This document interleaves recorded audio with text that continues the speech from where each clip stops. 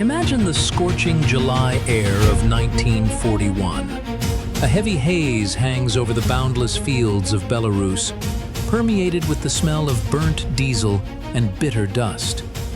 In this silence, broken only by the distant hum of aircraft engines, stands a gigantic steel machine, a heavy tank, Klim Voroshilov first. Its multi-ton turret is turned towards the west, and not a sound comes from its open hatch. Inside there is not a single living soul, only spent shell casings, and a silence that is more terrifying than the roar of battle. This steel giant, a symbol of power and invincibility, stands motionless not because its armor was penetrated, but because there is not a drop of fuel left in its enormous tanks, and not a single shell in its ammunition rack. This is not just a private episode of a great tragedy. It is a metaphor for everything that happened in those days between the cities of Senno and Lepel. Here, in the interfluve of the Berezina and Western Dvina, one of the largest and at the same time most underestimated dramas of the initial period of the Great Patriotic War unfolded. It was an attempt to crush the German blitzkrieg with one powerful blow, throwing thousands of tanks into the inferno. Tanks that were supposed to wipe the enemy off the face of the earth, but instead turned into piles of burnt metal themselves. In early July 1941, the situation on the Western Front was not just critical, it was catastrophic. German tank groups, like a red-hot knife through butter, passed through the Soviet lines, encircling the main forces in the Minsk area and rushing towards the strategically important frontier, the Vitebsk Gates. This space between the upper reaches of the Dnieper and the Western Dvina opened a direct path to Moscow. The Soviet command understood. If the enemy was not stopped here, the fate of the capital would be decided in a matter of weeks. It was then that a plan for a grandiose counterattack matured within the staffs. The decision was made under conditions of severe information deficit and under colossal pressure from above. People's Commissar of Defense, Marshal Semyon Konstantinovich Timoshenko, demanded decisive action. His logic was simple and, in its own way, convincing. We have enormous strength concentrated in reserve, and we must use it immediately, before the enemy has time to consolidate their positions on new frontiers. To accomplish this task, the 5th and 7th Mechanized Corps of the 20th Army were chosen. These were not just units. They were elite steel fists, comprising more than 2,000 combat vehicles. To understand the scale of what was planned, one should consider the numbers. The 7th Mechanized Corps, under the command of Major General Vasily Ivanovich Vinogradov, had almost 950 tanks at its disposal. The 5th Corps, under Major General Ilya Prokofyevich Alexenko, had more than 1,000 vehicles. For comparison, this was more than the entire tank group of Hermann Hoth, which opposed them. It would seem that such an avalanche of steel should have not just stopped, but literally crushed any obstacle. However, reality made its harsh adjustments even before the first shot was fired. The tank crews had to make a multi-kilometer march to the concentration area. For modern technology, this does not seem like a problem. But for the vehicles of that time, many of which had extremely limited engine life, such a transition became a real test. The tanks drove hundreds of kilometers under the scorching sun, their engines working at their limit, and their tracks bogged down in the soft soil of Belarusian roads. By the time they reached their initial positions, a significant part of the equipment already needed repair, and the crews were exhausted to the limit by chronic sleep deprivation and constant tension. The main external conflict of this operation lay in the clash of two absolutely different military doctrines. On one side, the Soviet concept of a massive tank strike, which presupposed the use of enormous masses of armored vehicles to to break through the front and reach operational space. On the other, the German tactic of combined arms cooperation, where tanks never operated alone. The German command, represented by the commander of the 3rd Panzer Group, Gotha, and the commanders of the 7th and 17th Panzer Divisions, opted for mobile defense and the effective use of anti-tank artillery. When Soviet Corps went on the offensive on July 6, 1941, they encountered not the enemy's tank wedges, but a methodically constructed fire system. German anti-tank guns of 37 and 50 millimeters, as well as the famous 88 millimeter anti-aircraft guns used for firing at ground targets, met Soviet tanks with dense volleys. The situation was particularly tragic in the area of the Chernogostnitsa River. Here, units of the 7th Mechanized Corps attempted to force the water barrier under heavy fire. The lack of coordination with aviation and artillery led to tanks going into attack practically blind. Soviet pilots practically did not appear in the sky over Senno in those days, as most airfields had been destroyed in the first hours of the war, and the few remaining machines were tied up in battles in other sectors. As a result, German Junkers 87 dive bombers shot down Soviet columns from the air with impunity. Steel machines, deprived of air cover, became easy prey. The enemy used ambush tactics, allowing Soviet tanks to approach direct fire range, after which they opened aimed fire at the sides and rear, where the armor was most vulnerable. The external layer of this conflict revealed a terrible truth. The quantity of equipment does not automatically mean superiority if that equipment lacks control, communication, and logistics. The internal personal conflict of this drama unfolded in the souls of people, from the ordinary mechanic driver to the front commander. General Vinogradov and General Alexienko were in a situation that one would not wish upon an enemy. They received orders that were physically impossible to fully execute, but for the non-execution of which a military tribunal threatened. They had at their disposal maps dating back to before the First World War, or even school atlases, which did not even indicate large forest areas and swamps typical of this region. Battalion and company commanders often did not know where their neighbors to the right and left were. Radio communication, which in theory was supposed to ensure combat control, in practice worked extremely poorly, due to a shortage of trained radio operators and technical imperfections of the equipment. Tank crews were forced to use signal flags, which, in combat conditions, smoke and soot, were practically useless. Marshal Timoshenko's personal ambitions and fear of responsibility also played their fatal role. Striving to justify himself to Moscow for the failures of the first days, he demanded immediate results. His headquarters were far from the front line, and on paper maps, the arrows of the offensive looked impressive. But behind each such arrow stood living people who understood they were going to a certain end. Soldiers and officers displayed miracles of heroism. There are known cases where crews of damaged tanks continued to fire until the last bullet, preferring to meet their end inside their machine rather than surrender. However, the heroism of some could not compensate for the strategic miscalculations of others. The internal rift ran along the line of trust. The fighters believed in the strength of their armor, but the armor could not protect them from the lack of elementary fuel and ammunition supply. Rear services simply could not keep up with the advancing units, and German saboteurs and aviation constantly cut off supply routes. Tankers who reached their designated lines found that they had nothing to shoot with and nothing to move further on. This caused a feeling of deep despair and powerlessness among people who were ready to give everything for victory. The ideological and philosophical conflict of the battle near Senno and Lepel is rooted in the very essence of the clash of systems.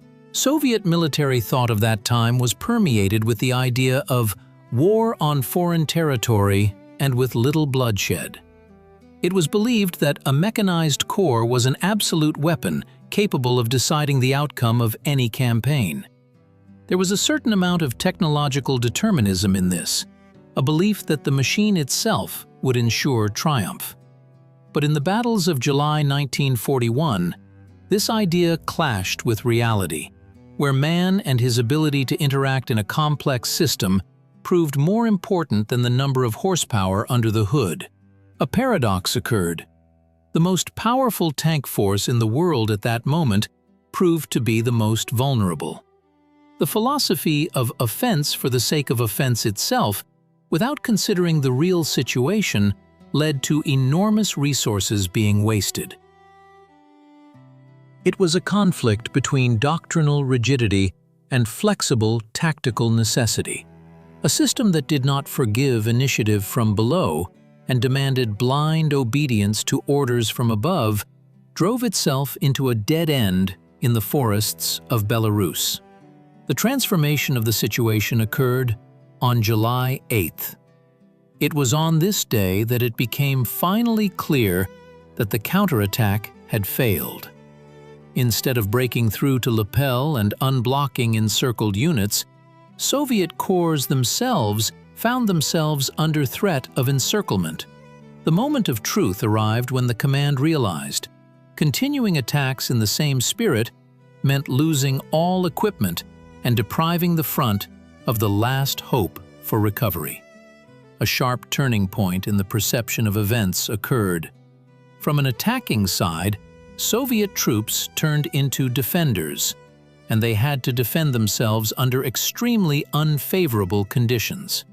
Many tanks were abandoned by crews due to breakdowns or lack of fuel. Imagine the scene. A working, powerful tank stands on the side of the road. Its crew, with tears in their eyes, drains the remaining diesel fuel to somehow start one machine out of 5 and try to reach their own. This was the moment of the collapse of illusions about the invincibility of steel armadas. A revolution also occurred in the tactical thinking of the few officers who managed to survive this meat grinder.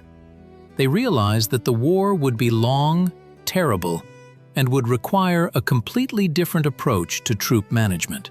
The culmination of the battle came with the fighting for Senno itself. The town changed hands several times. True duels unfolded in the narrow streets, where Soviet heavy tanks tried to counter nimble German vehicles and infantry armed with bundles of grenades. Here, all streams of events converged at one point. This was the finale of the Steel Fist. By July 9th, the Corps received orders to retreat, but there was practically no one left to retreat. Of more than 2,000 tanks, only a handful remained in service. The vast spaces between Senno, Lepel, and Vitebsk turned into a graveyard of Soviet industry. Hundreds of abandoned vehicles became enemy trophies or simply rusted in the swamps. The outcome of this operation was bitter. The strategic goal was not achieved. The path to Smolensk and further to Moscow remained open, and the best tank crews, trained for years, were lost in a few days of fruitless attacks.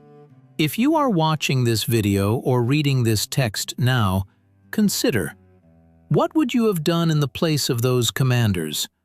Would you have carried out the order, understanding its suicidal nature? Or would you have tried to save the equipment for future battles at the cost of your career and possibly your life? Write your opinion in the comments. This is a truly important question for understanding that time. The resonance of this event is still felt today. The tragedy near Senno and Lepel teaches us a harsh lesson about the cost of haste and neglect of logistics. In the modern world, where technologies are developing at an incredible speed, we often make the same mistake, believing that the presence of perfect tools in itself guarantees success. But history teaches us that without a management system, without quality communication, and, most importantly, without a deep understanding of the context, even the most perfect steel fists turn out to be powerless. The significance of this battle lies in the fact that it forced the Soviet leadership to completely reconsider the structure of the army. Soon after these events, the enormous and unwieldy mechanized corps were disbanded, and in their place, more compact and manageable tank brigades began to be created. The lessons, paid for by the lives of thousands of tank crews in July 1941, formed the basis of future victories at Stalingrad and on the Kursk Bulge. This is a reminder that the path to mastery and victory often lies through bitter defeats and the recognition of one's own mistakes. Concluding our story, we return again to that very tank standing in the middle of a Belarusian field. Now we see it differently. It is not just a piece of iron, it is a monument to an era where superhuman efforts and systemic miscalculations clashed. The very question we posed at the beginning, was it a senseless waste of forces or an inevitable sacrifice in an attempt to slow down the enemy, remains open to every researcher. But one thing is for sure, the steel fist of the workers' and peasants' Red Army, burned near Senno, did not disappear without a trace.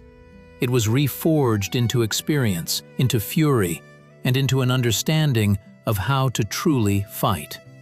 Today, when we look at the calm fields of Belarus, it is difficult to imagine that the earth once trembled here from the roar of thousands of engines. But the memory of these events should live not in the form of dry figures in textbooks, but as a living warning about what self-confidence and ignoring reality lead to.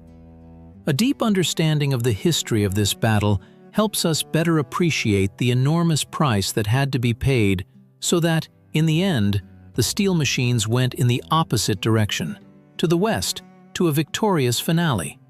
Each of us can draw our own lesson from this story. Whether in business, in personal life, or in studying the past, remember that behind any external brilliance and power, there is always an internal structure and readiness for unforeseen circumstances. The Battle of Senno and Lepel is not just a story about tanks, it is a story about the limits of human and technical capabilities. Let this story be a reason for you to once again reflect on how important it is to maintain clarity of mind even in the most critical moments, when it seems that the only way out is to rush forward despite the absence of maps and fuel. For true strength lies not in the amount of metal, but in the wisdom of its application. Carefully studying the documents of those years, we see how information about losses was gathered bit by bit. By mid-July, the 5th Mechanized Corps had practically ceased to exist as a combat unit. Out of an initial strength of 1,070 tanks, only a small fraction of vehicles managed to escape encirclement, most of which required major repairs. The 7th Corps suffered the same fate. Official reports of that time often used vague formulations about equipment being put out of action due to technical reasons. But behind this lay thousands of T-26, BT-7, and the newest T-34 tanks abandoned in mud and swamps. It was a difficult time of realizing that the old pre-war school of troop management required immediate transformation. Special attention should be paid to the technical aspect.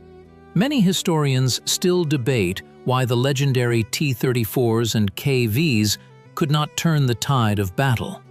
The answer lies in the details. At that time, these machines were still raw. Their transmissions often failed during long marches, and observation devices did not allow the crew to notice camouflaged German guns in time. In the battles near Senno, many Soviet tank crews saw their enemy through the sights for the first time, having only a few hours of practical driving experience. It was a clash between professionalism, honed in campaigns in Europe, and a massive but inexperienced conscription. The contrast between the power of armor and the weakness of personnel training became one of the main causes of the tragedy.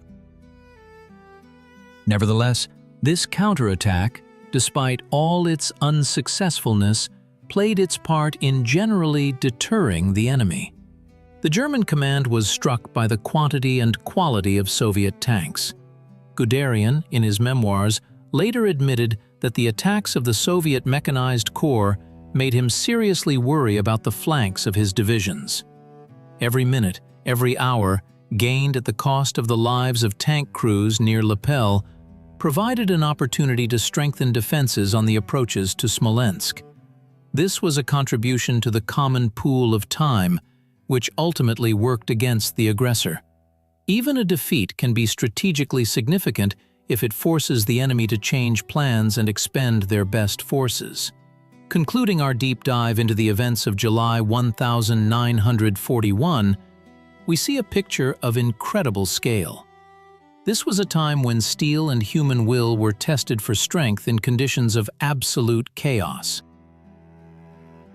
We recalled Marshal Timoshenko, whose orders drove men forward, Generals Vinogradov and Alexenko, who tried to manage the unmanageable, and the ordinary tank crews, whose names mostly remained unknown, but whose actions defined the contours of the future war. This is not just a page of history. It is a harsh reminder that war tolerates no dilettantism and haste. Let the memory of the burned steel fist serve as a lesson to us. We invite you to continue exploring this topic.